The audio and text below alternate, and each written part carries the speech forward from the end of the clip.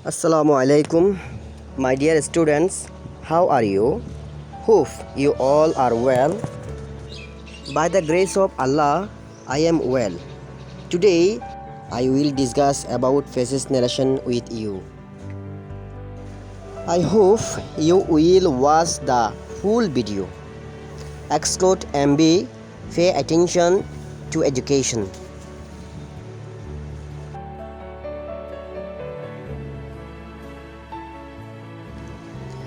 I have good GPA 5 in the SSC examination, said Kamal. Congratulations. What do you intend to do now? Asked Hassan. I want to study in a reputed college. I will try to get myself admitted into Dhaka College, said Kamal. শিক্ষার্থী বন্ধুরা, তোমরা লক্ষ্য করো প্রথম সেন্টেন্সের মধ্যে আছে I have got GPA 5 in the SSC examination, said Kamal. অর্থাৎ কামাল বলল আমি এসএসসি পরীক্ষায় জিপিএ 5 পেয়েছি। এই কথাটা কাকে বলল? নিশ্চয়ই আমরা লক্ষ্য করতেছি এখানে হাসান নামের একটা ব্যক্তি আছে, কাজেই সে হাসানকে কথাটি বলেছে। এবং এখানে সেইড রিপোর্টিং ভার্ব হওয়ার কারণে আমরা অবশ্যই সেন্টেন্সের টেন্সের পরিবর্তন করব। লক্ষ্য করো আই হ্যাভ গুড, এখানে এটা প্রেজেন্ট পারফেক্টে আছে, সেটা ফার্স্ট পারফেক্টে নিতে হবে।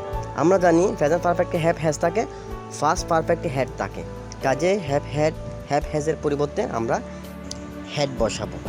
তখন সেন্টেন্সটি দাঁড়াবে Kamal told Hasan that he had got GPA 5 in the SSC examinations.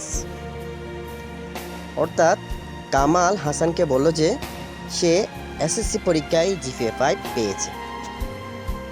আমাদেরকে অবশ্যই মনে রাখতে হবে ইনভার্টেড কমা উঠে গেলে এক্ষেত্রে দ্যাট কনজাংশন বসাতে হবে, এবং রিপোর্টিং ভার্বটা যদি সেইড হয় অর্থাৎ B2 হয় বা ভার্বের ফার্স্ট ফর্ম হয়, এক্ষেত্রে ইনভার্টেড কমার ভিতরে অর্থাৎ রিপোর্টেড স্পিচের ভার্বের পরিবর্তন হয়ে যাবে।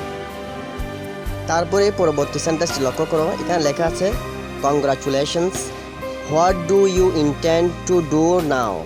আস্ক হাসান। এখানে হাসান তাকে অভিনন্দন জানিয়েছে এবং তাকে একটা প্রশ্ন করেছে। প্রশ্নটা কি? What do you intend to do now? যেহেতু কংগ্রাচুলেশনটা হাসান কামালকে জানিয়েছে, কাজেই এর আনসার হবে হাসান কনগ্রাচুলেটেড হিম। হাসান কনগ্রাচুলেটেড হিম। হিম দ্বারা হাসানকেই ইন্ডিকেট করা হয়েছে, অর্থাৎ হাসান ছেলে আর ছেলের ক্ষেত্রে হি হয়, হি থাকলে আমরা হিম ব্যবহার করি। আমরা জানি হি এর অবজেক্ট হিম, তাহলে আনসারটি হবে he also asked what he intended to do then. এখানে লক্ষ্য করো ইন্টেন্ট এটা ইন্টেন্ডেডে রূপান্তর হয়েছে। কেন হয়েছে? কারণ আমরা দেখতে পাচ্ছি রিপোর্টিং ভার্ব আস্ক আছে, আস্ক হচ্ছে B2, কাজেই B2 হলে রিপোর্টিং ভার্ব যদি B2 হয় এই ক্ষেত্রে প্রেজেন্ট ইনডিফিনিটটা ফার্স্ট ইনডিফিনিটে রূপান্তর হবে। কাজেই ইন্টেন্ট এটা B1 বা প্রেজেন্ট ইনডিফিনিট আছে, আর ইন্টেন্ডেড এটা B2তে বা ফার্স্ট ইনডিফিনিটে রূপান্তর হয়েছে। এরপরে আমাদেরকে মনে রাখতে হবে আজকের পরে ডাব্লিউএস ওয়ার্ড বা ইফ অথবা ওয়েদার বসাতে হবে। মনে রাখতে হবে প্রশ্নটি যদি ডাব্লিউএস ওয়ার্ড দিয়ে করে এক্ষেত্রে ডাব্লিউএস ওয়ার্ড বসাবে, যদি প্রশ্নটি অক্সিলারি ভার্ব দিয়ে করে এক্ষেত্রে ইফ বা ওয়েদার বসাবে। এখন পরবর্তী সেন্টেন্সটির দিকে লক্ষ্য করো, এখানে লেখা আছে I want to study in a reputed college, I will try to get myself admitted into Dhaka College, said Kamal. অর্থাৎ কামালে এখানে দুইটি উক্তি করেছে, একটা হচ্ছে I want to study in a reputed college, আর একটা উক্তি হচ্ছে I will try to get myself admitted into Dhaka college. কাজেই এখানে আমরা আনসার কীভাবে দিচ্ছি খেয়াল করো। Kamal replied that he wanted to study in a reputed college. He also said that he would try to get himself admitted into Dhaka college. এখানে প্রথমে জবাব দিচ্ছে বিদায় রিপ্লাইড দ্যাট বসছে এবং ওয়ান্টটা ওয়ান্টেড হয়েছে। কেন হয়েছে? কারণ এখানে রিপোর্টিং ভার্বটি B2তেই আছে, অর্থাৎ ফার্স্ট ফর্মে আছে। আমরা জানি রিপোর্টিং ভার্বটি ফার্স্ট ফর্মে থাকলে অবশ্যই মূল ভার্বের অর্থাৎ রিপোর্টেড স্পিচের মূল ভার্বটার পরিবর্তন হয়ে যায় টেন্স অনুসারে। সেজন্য টেন্সগুলো মনে রাখবে।